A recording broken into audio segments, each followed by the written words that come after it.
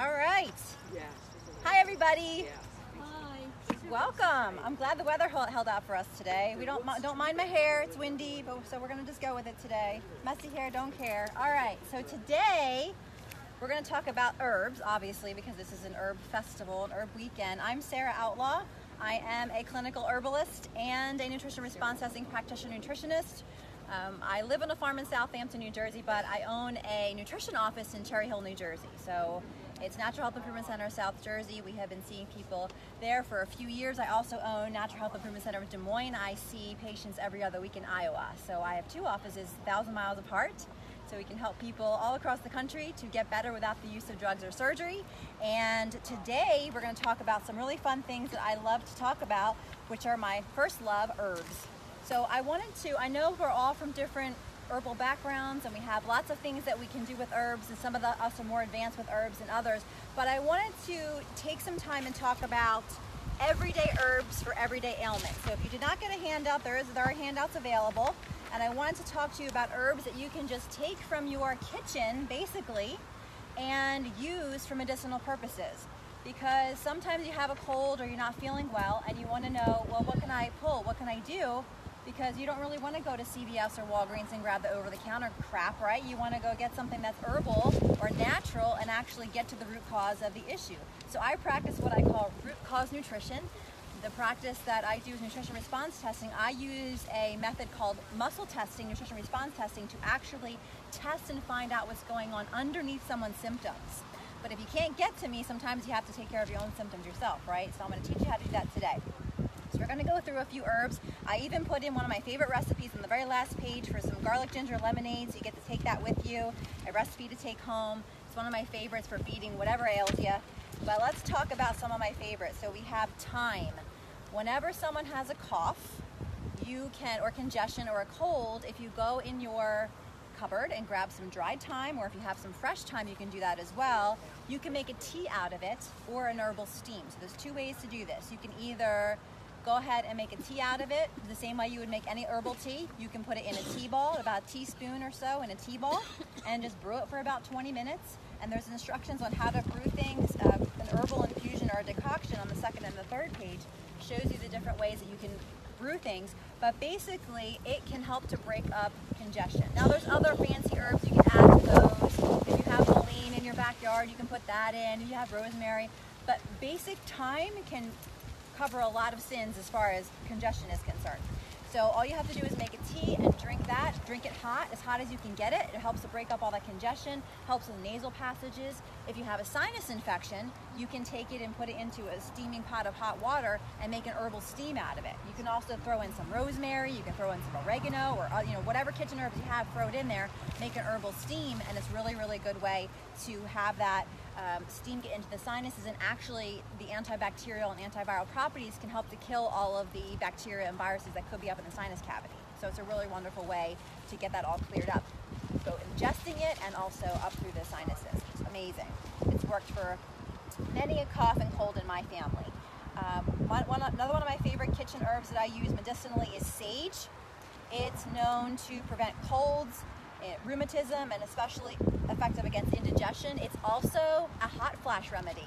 So I give it to all my menopausal women in my office. You just brew some sage tea and you drink it, and it actually stops the sweating. So if you drink it on a regular basis, it's a wonderful remedy for hot flashes, and it helps people to get through menopause a lot more easily. So if you're at that stage of life, I definitely recommend it. We have people that swear by it. They're like, thank you for telling me about sage, because now I don't sweat. So it's amazing. It actually reduces sweating.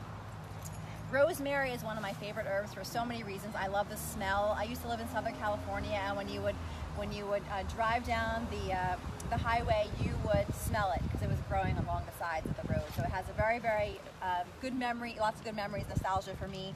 And it has a long history of relieving many ailments, as our handout says: upset stomachs, digestive disorders, headaches. It helps memory and other brain functions, and it's also used for skin and hair care. So I'm going to talk a little bit about some ways to use this. Let's talk about hair care first. A lot of people have thinning hair. Now, the root cause of thinning hair is usually a hormone imbalance. Usually it's a thyroid, and it's usually also the adrenals combined.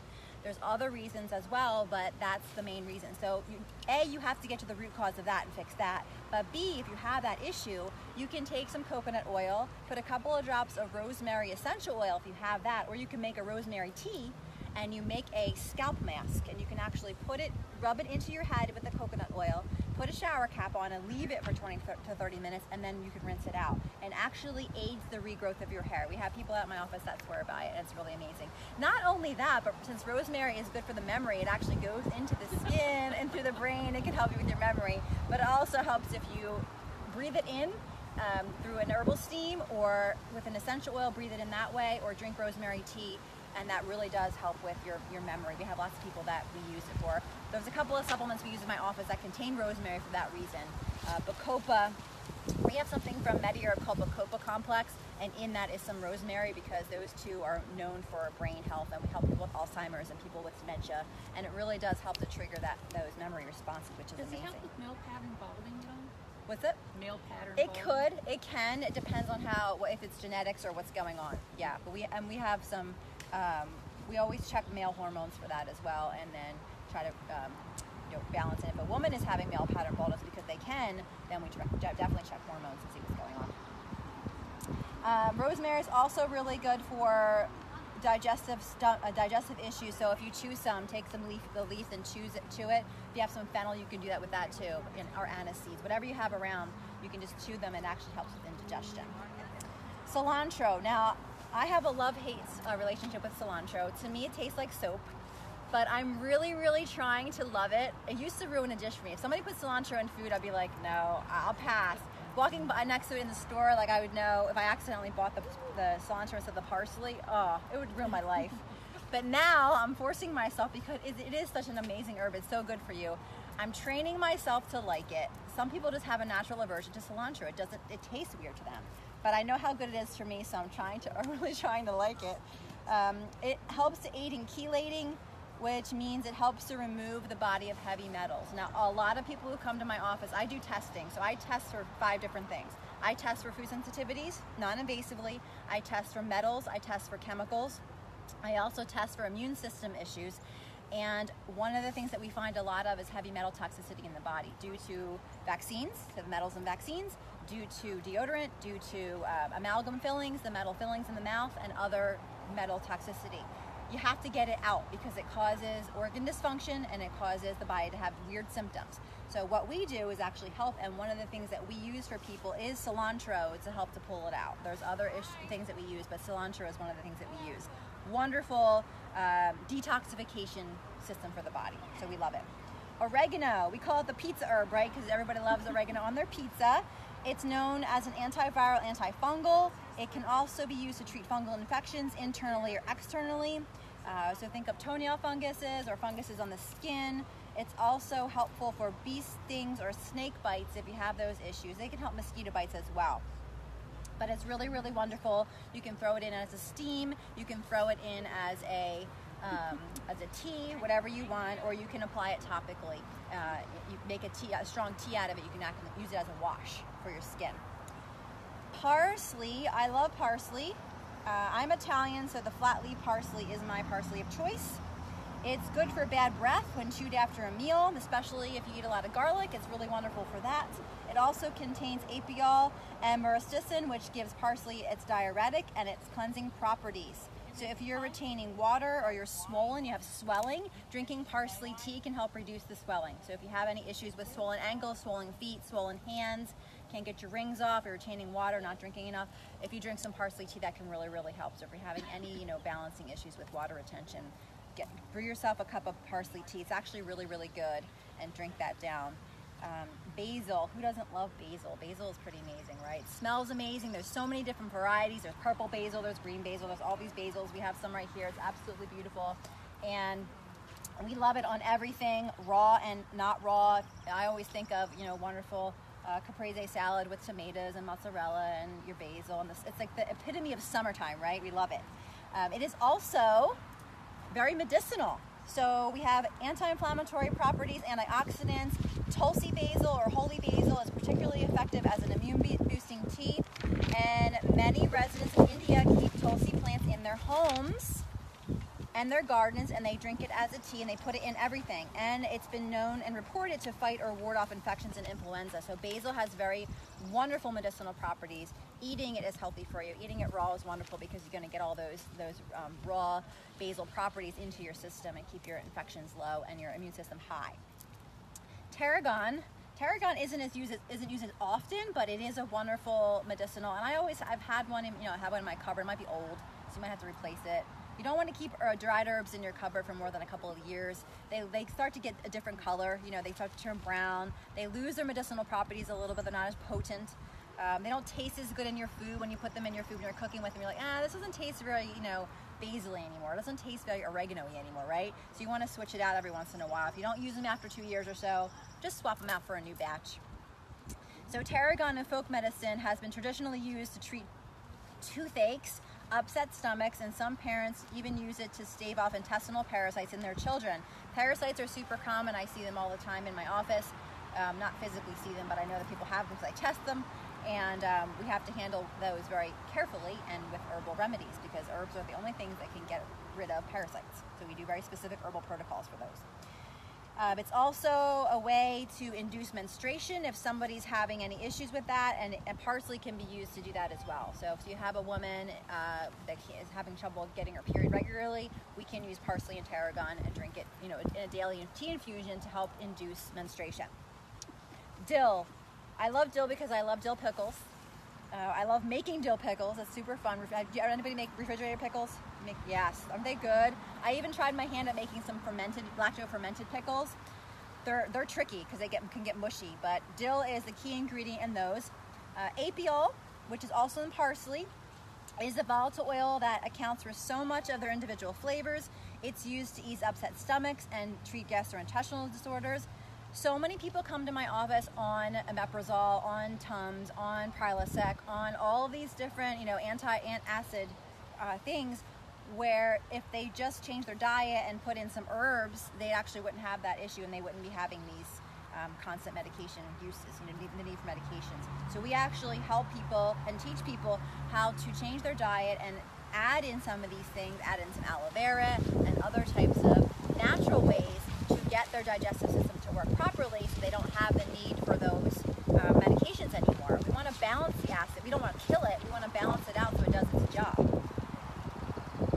In folk medicine, we also use dill to treat sleep disorders, particularly insomnia. Some parents give a dill infusion to their babies as a treatment for colic. So dill is one thing that can also be used along with fennel and catnip to help with sleeping for children, and also for helping with the gas, like the gripe water type of thing. Lavender. Now, not everyone has lavender in their garden, but you can have it. You can buy it dried, and anytime there's some beautiful lavender sachets over there you can get. But lavender is wonderful because it helps with appetite, it helps with insomnia, circulation. It's also used to treat migraines, cramps, restlessness, and sleep issues. It's one of my favorites. I use it all the time. I use it in a lot of things. It's also wonderful to bake with. You can put lavender in your, in a cookie, or you can put lavender in a bread, and it makes a beautiful, wonderful. Just don't use too much, or it tastes like soap, right? It tastes like lavender soap. Doesn't taste very good. Just a little bit, and it tastes really, really good. Peppermint. Peppermint is everywhere. So there's some lemon balm here. Does any peppermint up here? I don't even know. Maybe not. Maybe there's some over there. But peppermint is wonderful. It grows and it spreads, as you know. You grow it and it just takes off and has a mind of its own. It's wonderful for many things. It's mostly taken in teas. It's used to treat colic, a digestive upset. But it's also wonderful for colds, flus, stuffy noses, and it's also wonderful for headaches and migraines. So drinking a cup of peppermint tea, or using a little bit of the peppermint essential oil if you have it. Make sure if you have peppermint essential oil that it's mixed with some type of a carrier oil. You do not want to put peppermint essential oil directly on the skin because it's considered a hot oil and it can actually burn your skin, and it doesn't, all essential oils are actually meant to be put on your skin with a carrier oil. So you just want to make sure you do that. I've had people that burn their eyes with it, and that's not good. You want to get rid of your headache, not burn your eye out. So it kind of defeats the purpose. It's also been approved by Germany's Commission E in the treatment of liver and gallbladder complaints. So peppermint is wonderful. It helps to detox the body. It helps to balance the body. It helps to balance the digestive system and make it work better. And that is good for everyone. Another one of my favorites is garlic. The allicin in garlic provides innumerable health benefits, which include colds and coughs, lowering your blood pressure, fighting heart ailments, and preventing Alzheimer's. It also relieves earaches, treats intestinal issues, cures wounds, prevents cancer, and relieves gas. That's some of the more extreme ones, I guess you could say. But garlic is a kind of a cure-all, right, for everything. We can't say cure in the when you're not a doctor. When you do what I do, there's words you're not allowed to say, and one of them happens to be the word cure. You get flagged if you say that, but I still kind of say it all the time. I just put a disclaimer in there so then people don't. So it covers me, right? But garlic is wonderful because it's easy to get. It's accessible, and you can use it as a tea. You can use it as a food. You can use it all these different ways. You can use it dried in a mixture, and you can also use it in a lemon ginger lemonade. So let's skip before I talk about infusions and decoctions. Skip to page 3 because we have our recipe for garlic ginger lemonade, which it's one of my favorites, and it tastes wonderful. It's like a spicy lemonade. It goes to your taste. So if you like things that are a little more sweet, then put a little more raw honey in it. If you don't, if you like the spice and the tang of the garlic, then put a little less honey in it. It's completely up to you. I can get my kids to drink this, so it's not terrible. It actually tastes really good. So all you do is you take a quart of hot water, 2 to 4 cloves of chopped garlic. I recommend 2. Especially if they're big, and 2 to 3 lemons juiced. I recommend 2. An inch or so piece of fresh ginger chopped, or you can grate it if you'd like.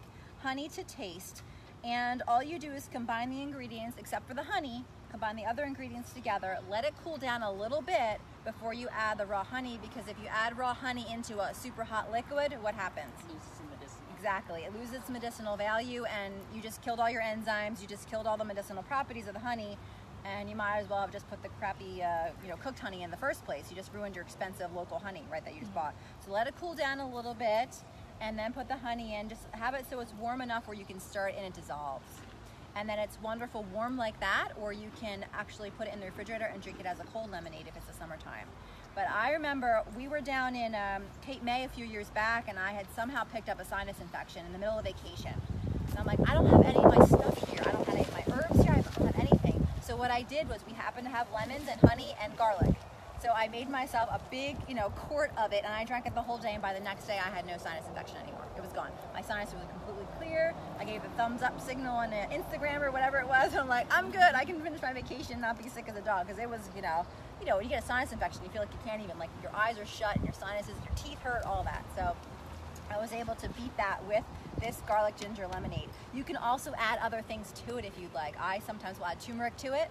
Just have about that big of a slice of turmeric chopped up, or some horseradish if you want to really spice it up. If you're having a really bad infection, spice it up a little bit. Add some fresh horseradish in there, or any other herbs that you want. You can put it in there, and it's really, really delicious. You might add a little more honey at that point because it's going to be spicy hot, but it will definitely kick out what the problem is for sure. So if you're wondering how in the world to prepare these things other than making a regular tea, and you want to make it a little more medicinal, then you can make what's called an herbal infusion. An herbal infusion is used when the herbs you're using are the leaves and the flowers of the plant. So you don't want to do this with the roots of the plant. You want to do this with the leaves and the flowers. Sometimes seeds and roots will be used in an infusion when there are delicate essential oils that will be lost, but you should lightly crush the seeds if you use seeds, and the water has more access. So if you're using something like a fennel seed, you would want to crush them a little bit so that it actually can release the medicinal properties. So the instructions are here on how to make an infusion. The key to infusion is that you are steeping it for a really long time. So at least 10 to 20 minutes. But what I do sometimes is I will steep it overnight. So I will take my herbs, I'll put them in a quart of water, and you can cold brew this as well. You can put it in some cold water and leave it overnight, or you can do it in hot water and leave it 4 hours to overnight, and it's really, really, really strong. So it's actually like a medicine. And then you sip on it throughout the day. You can do 2 to 4 cups a day of this really strong tea, and it's like drinking medicine. And it's doing all the medicinal things that it's supposed to do, while giving you all the bioavailable calcium and iron and all these things that the vitamins and minerals that herbs naturally have occurring right into your bloodstream and your system. And it's a wonderful way to, throughout the day, get your medicine. So you're drinking your medicine. Can you throw the stems in there too? You can, yeah, you can throw the stems in. It won't hurt it. Yeah, there's not as many medicinal properties in all stems. Some plants, the stems that do have medicinal properties as well. You're mostly going to get the medicine out of the leaves or the root, depending on what the kind of plant is. I'm just lazy. Yeah, I know. Sometimes time you're just like throw it all in, or the basil. Yeah, that's fine. And then a decoction is when you have something like roots, barks, and seeds. So think of elecampane, or you're thinking of what else? I'm trying to think of some other roots. Yeah, echinacea root, ginger root. Yeah, anything that's dried like that, you're going to use that. Yep. Yeah, any kind of roots, you're going to use. Any of the liver cleansing herbs, you're going to use for those. And you just bring your water to a boil and add the herbs. Reduce it as low as you can and cover it, and then simmer for about 20 minutes. And then you strain it off, and it actually pulls all the medicinal properties out of your roots and seeds and barks like that. So that's a good way for doing that. Is anybody having any issues with allergies this year? Any allergy issues? Seasonal allergies? I don't. I've never had seasonal allergies. Oh, really? But we'll all listen. Yeah, so just as an aside, because Lorraine did mention, someone had asked a question yesterday, I guess, or this morning about allergies and what herbs. Yeah, nettle is really wonderful for allergies. I use that. For the itchy eyes, I use eye bright, euphrasia, which is eye bright. Use that. You can use some rose hips for the extra vitamin C. Rose hips, you can make a tea out of some rose hips. Elecampane, Lorraine said earlier, you can use that if you can get a hold of it. But nettle can stop an allergy attack within 15 minutes. If you drink a really strong infusion of nettle or take some nettle capsules, that allergy attack is gone, and the itchy eyes. So whenever there's a combination, nettle along with some of the elecampane and also eye bright, because eye bright will stop and dry up all the itchy, the sneezing and the itchy eyes. That's the up here, the sinus. So awesome. I know. Yeah, between me and Ursula, we're like, okay. Good. I need to get some, because I moved. Some of you know I moved a couple years ago. So I had over 100 herbs, medicinal herbs that I got from here. That's how we met. So I had someone design an herb garden for me in Cherry Hill, and I lived in the suburbs. So all around my house, I just had herbs upon herbs. So I came here and spent hundreds and hundreds of dollars on all these herbs, and then I moved, and they're all there. My parents live there, so I go and cry over the herbs sometimes because I miss them. And my dad's like, please take this nettle away, because I'm so sick of it, because I know it's everywhere now. But I think I will buy some more and make my own, because nettle is one of my favorite herbs. If I could do a whole entire talk on nettle, I totally would, because it's amazing. My knee operated in the fall, I had an issue with complication in the yoga coach, so works here. Yeah. Every day she come in and make me drink nettle tea. Nettle. I don't know what it was supposed to do, but she made me drink it. It's so good for you, because it has so many vitamins and minerals in it. So it's like drinking a multivitamin, but it's bioavailable. So it goes right into, it's like a cure-all. Oh, there's that word again. It's a cure-all for everything, right? It's just amazing. So even kids, I'll make nettle popsicles. Nettle and lemon balm are wonderful together. Lemon balm is very calming, and the nettle is very nutritive. So that together with a little bit of honey, you can make popsicles for your kids. It calms them the heck down, for one thing, and then you're getting some vitamins in. So my little guy, who's 6 now, he'll ask for it sometimes. Come on, can you make some nettle lemon balm popsicles for me? They're a little bit on the sweet side, obviously, because of the raw honey, but they're really, really good for him. So those are some things. And then if your kids have allergies and you can't get them to drink the tea, if you make the nettle popsicle, just have them eat the popsicle, and it actually relieves the allergies pretty quickly. You can get your kids get a lot of herbs in by putting them in popsicle or ice cubes. They have those really cute little mini ice cubes with the different shapes, ice cube maker, the holders, all these cute little shapes, and you can get them to eat those, no problem. Just put a little honey. Raw honey does, cures everything. So, oh my gosh, I said cure again. We should take a shot every time I say cure. There's the wine over there. Get us to take a shot every time I say cure. Oh, darn. All right, so I'm opening it up to questions. I have a couple more minutes, I think. So any questions about anything I talked about or other herbal questions? What about aloe? Aloe, as far as what to use it for? Besides burns. Yeah, aloe is really wonderful for all things digestion.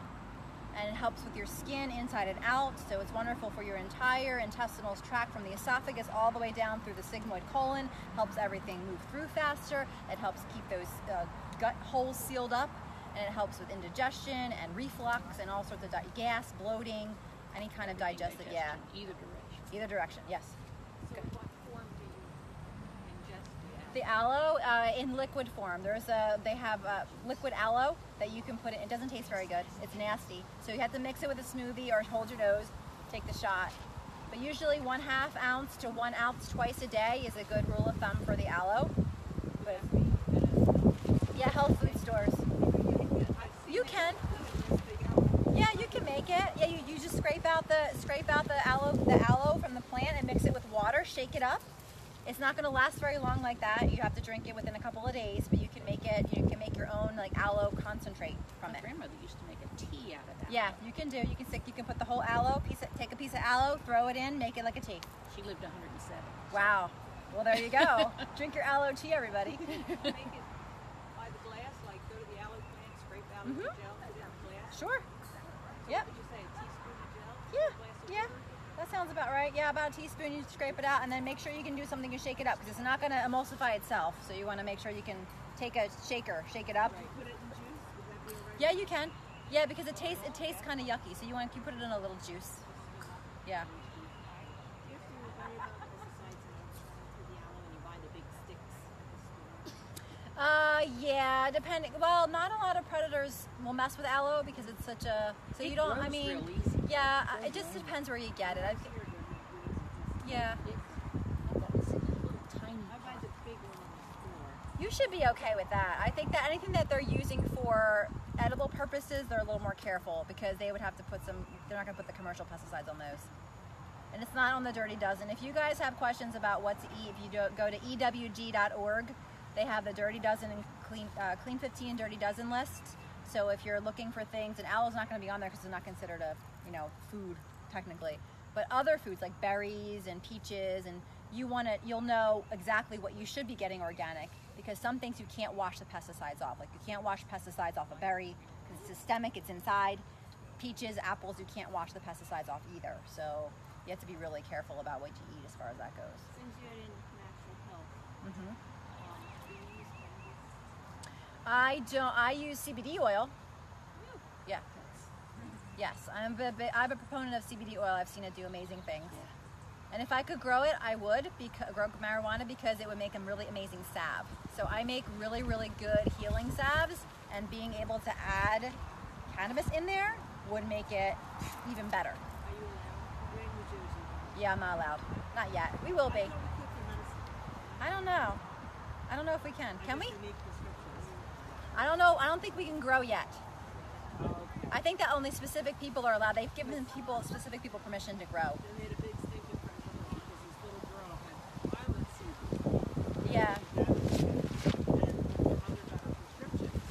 Good health there. Yeah. All these idiots on the Franklin Township page were like, oh, you're good, well, your kid can't go to school with our kid. That's ridiculous. No, there are dispensaries. There's one in Mount Laurel. It is legal, so you can there's a dispensary. So yeah, it's legal to go and buy. You can get it. You just have to have a prescription from a doctor. And that's what she had. She Yeah. made the mistake of saying it on this Yeah, Facebook. so stupid. All these other parents were afraid that her child, who was 8 or 9, was going to leave their kids astray. People need to be more concerned about feeding their kids a bunch of junk food and Lunchables and sugar than they do about marijuana. Really, seriously, because it's an herb and it's medicinal and it is fixing a lot of things. It's just And- like anything else, it can be overdone. Right. Because they've found that people that use massive amounts of it are actually more prone to seizures. Right. Yeah. But the people that aren't using it for entertainment, Right. they're Right. they're fine. There's a big difference between the natural and the synthetic one. Correct. No one ever died with the natural one. Right. No. No. We would use it for how many thousands. Yeah. I know. I And that know. was cool, but we're not sticking with the Sure in the rain. No, a lot of people use the oil, and the oil seems to be the oil seems to be the best way to use it. Yeah, my friend uses it. She has a large acreage in Yeah. Florida, and people abandon their horses to her.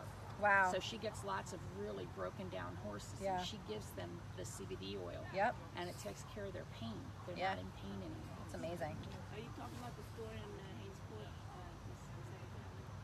Where you can get it? You can get it there. Yeah, Mom's Market has it. You can get it at Mom's Market in Cherry Hill.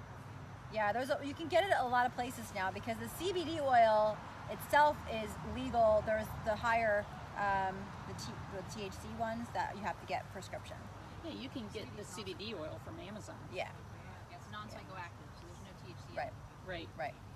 Yeah. But if you're going to go to a dispensary, they're going to have they're going to give you the others, most likely, because they have different things for different Rub that people. on a dip, or you have to drink it. You can rub it on. And it would help. Yeah, people do it as a topical or internal.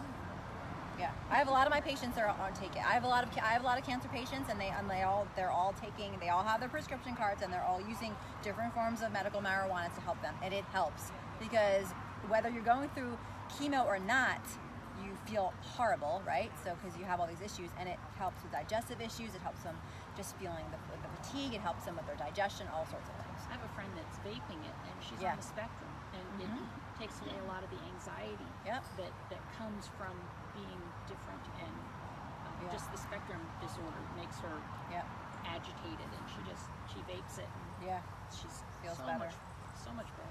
yep. Plants are put on this earth for a reason. We need to use them wisely, but we're supposed to use them. They're here for a reason. So. Any other questions before we get rained on?